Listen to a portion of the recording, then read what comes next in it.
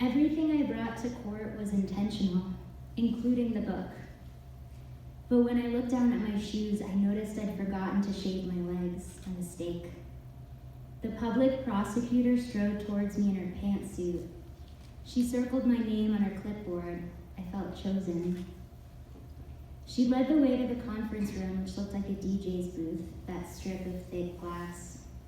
Inside, it was just an office. I rested the book in my lap, as well as a pen I'd retrieved from my bun. The prosecutor was a woman, of course. I wrote down, eyeshadow, sooty like the rim of a Yankee candle. I have a quick question, I said, smiling my best smile. The one I used on my students when I allowed them to hand in work 6 weeks late. I was wondering how long this will take. I may have to cancel an important meeting. Shouldn't be long, she said, then went on with it. Do you fear for your safety? She asked. Do you wish to press charges against Nico Vitalis? I went into autopilot. I pictured her more like a female James Lipton, but she was rushed and formulaic. Are you aware that dropping these charges will result in them disappearing forever? Please turn off your phone, she said. Then I was led back into the row. Next to me was a girl my age, deprived of eyelashes. She wore a tiny nose ring and an orthopedic boot on her foot. How obvious. The woman in front of us twisted in her seat and stared at me directly, her breast flopping under a pilled blouse. The men sat on the other side, leaning forward on the bench, rubbing together their palms. One of them stood, bending to run a belt through the loops on his sagging khakis.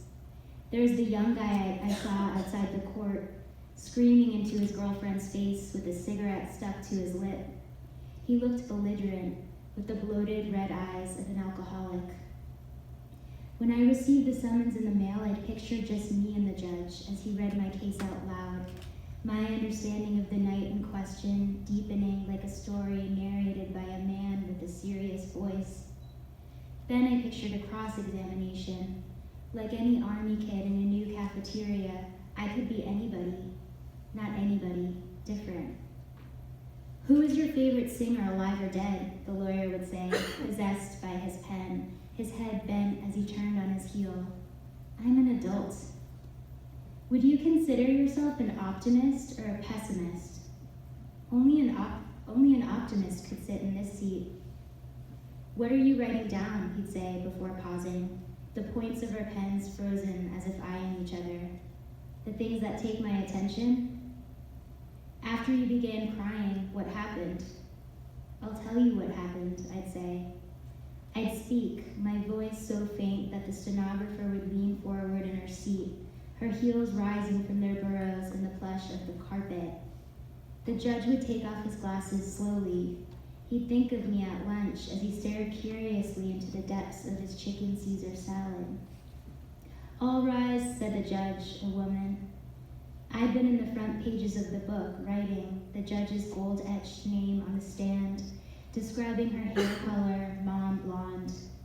My sentences were microscopic on those blank pages where nothing is dedicated to anyone, no epigraphs to anchor any context. A man was called to the stand. Good morning, Mr. Johnson, the judge said. Mr. Johnson had violated a no-contact order, missed parenting and anger management classes, and to top it off, would be back in court for a felony. He has been given chance after chance, but, the public defender said, his black hair was slicked back in an impossible wave. I could see him sliding credit cards to waiters and the muscles that tightened his suit. He looked like an Armenian on a reality show, the kind of man whose sole purpose was to do the right thing by his family, no matter what. In God we trust. That was what was plastered on the wall like an advertisement. I jotted it down, wrote, who is we? The judge dismissed Mr. Johnson, and so it went. The women behind me in their printed blouses sighed as if we were waiting in line for another line. But the men on the other side were in worse shape. Violations, unpaid charges, subsequent offenses.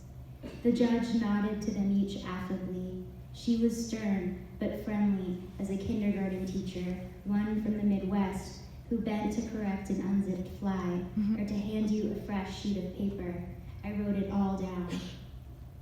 "Are you employed?" she asked, the delinquent kid with the bloated eyes. "Nah," he said. He had nicks on the back of his skull from a garage buzz. I could tell, even with his back turned, that he had his fists crossed in front of his crotch, as if to say, "Suck it." I zoned out hard as I moved my pen across the page, but jerked as the kid smacked open the gates with his palm. I heard him say something like, "Aw, fuck yeah," as he limped clean out the double doors, the gate swinging wildly behind him. The judge and the handsome defender shared a moment as they huffed, rolled their eyes. By this point, I had slipped into the first row and assumed they'd turn to me next. We would triangulate, shaking our heads, mystified with the idiocy of this delinquent moron. Next up was a man I hadn't noticed, who walked to face the judge like he was tiptoeing across an endless sheet of ice. He wore a light blue cotton shirt and matching pants like nurses' scrubs. He had his own attorney. The attorney had cotton ball hair like a Floridian. He stood erect as a surfboard in the sand, speaking to the judge in a loud, demanding tone that made both her and me turn our attention to him from opposite vantages. "I'd just like to say," his voice rebounded from the wooden walls, "for the record." Now, this attorney was the kind of man who could smack a woman and get away with it.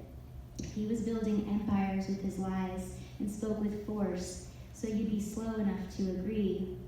It took energy, for which I had none, to steel myself against agreeing. The man who the attorney was representing pounded at his chest. I was surprised a chicken bone didn't fly out, and shifted his feet from one side to the other.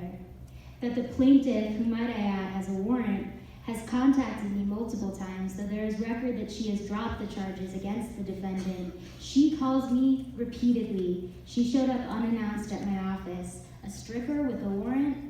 The judge looked down at the attorney patiently. "I don't believe it."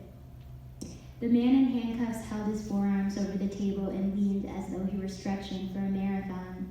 "She says one thing and then she does another. I mean, as you know, this is what happens with domestic violence cases."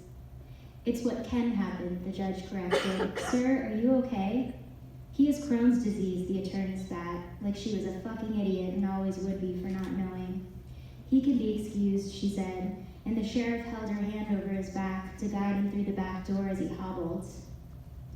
I could have sat there all day. I was sleepy enough anyway, my name creeping up on the list. More cases, everything moving through the tight screen of logistics.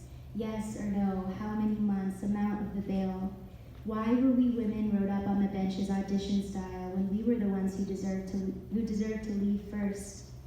The room was split in two, and these slum criminal wife beaters were getting to go first, while the ring-twisting women they had beaten and would beat again had to wait for hours, listening to the litany of their charges, wasting entire days of their lives.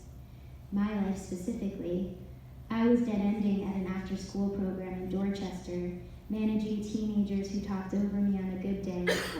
I was supposed to go for a run, maybe even reread the book on my thigh. There should have been a suggestion box outside the courtroom. The men received all the attention, so much emphasis on their situations, whereas when we women were finally called to the stand, one by one, we were asked, one hand raised to God, if we'd like to proceed with the case we had initiated, and then we were dismissed. Not a woman proceeded. I wrote down every observation in the courtroom that day while I waited 4 more hours. I was writing a story and needed to remember all the details. The judge's bench, where something like a Macintosh apple should have been sitting shiny, the belt clicking against the man's starved waist, the eyeshadow like candle smoke, raised hands, in God we trust. Do you trust in God? I pictured the lawyer asking me. I'm no client, I'd say. At one point, a large woman in a do-rag opened the gate and dragged her tiny son behind her. The boy looked drawn from a picture book and dropped his hand from her grip, then reached up to slip a phone the size of his head out from her back pocket. He moved his fingers over the shattered screen as the woman held up her palm. The phone sounded through the room, the disrupting jangle of an ice cream truck. "Shh," she hissed as she reached back for his collar. "It's okay," the judge said. "It's all right." When I couldn't write anymore, I pictured myself rising above the women. Had the judge noticed me sitting there writing, or would she notice me when I walked through the gate, my face unwrinkled, my cheekbones high like a child's, mighty? I would walk to the stand, puncturing the disaffected haze of their side, my hair twisted back in a way that looked trustworthy and refined. I'd hold the book in my hands. After this, there'd be 2 months of happiness, real happiness, not the kind you have to lie about. And then Nico would call me one day after I spent money at Target on jeans and a comforter. He'd call it his money and why this and why that. Guess what? It was his money. He'd push me up the stairs, yeah, up, because I was moving too slowly. He'd hit me so hard across the nose with a dress shoe that my own blood would shoot across the dining room and cover the glass hutch where I kept books instead of dinner plates. I'd hold my nose as I fell, the cartilage blown to rubber.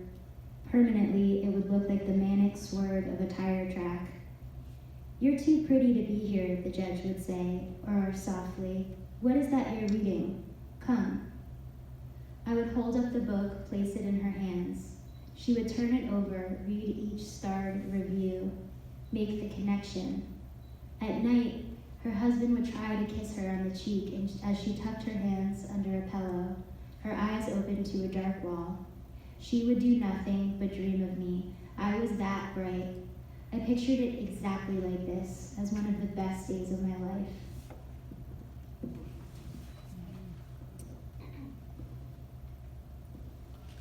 Run for your life.